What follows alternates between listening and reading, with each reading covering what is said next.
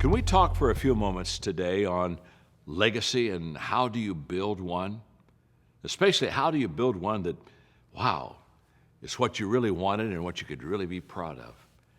I'm glad you're with us on Minute with Maxwell. My name is John, and I want to talk to you about that legacy. The first thing that I think is important for you and I to understand is that we get to choose it.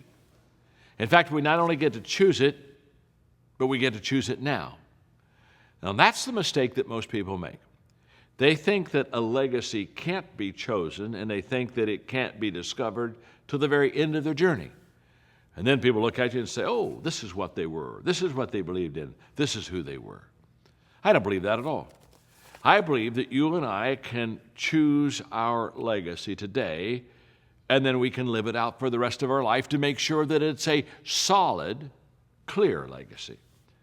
For example, I can still remember 20 years ago sitting down with a group of leaders, and in that room we spent a day about leadership.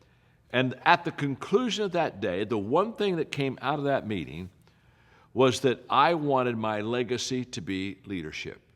I wanted that to be my brand. I wanted that to be who I was when people saw John Maxwell. I wanted to see leadership. And out of that meeting that day, we made a determination that that's who we were, that's how we would behave, and that's what I want my legacy to be.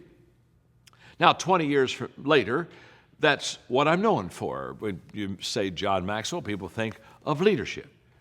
Well, I want you to know that that was very intentional. There was nothing lucky about that. There was nothing that we just stumbled onto. It was just a fact that we determined that's what my legacy should be. And then you back up that decision and determination with your behavior.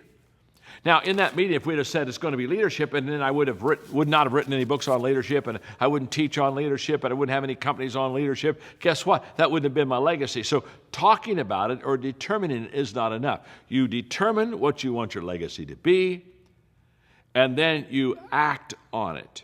And you bring resources in to bolster that.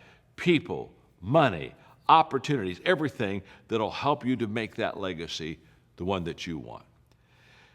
So don't let people come to your funeral guessing. You don't want them to kind of go around and say, okay, who were they and what did they stand for and what did they believe in? No. You can determine that today.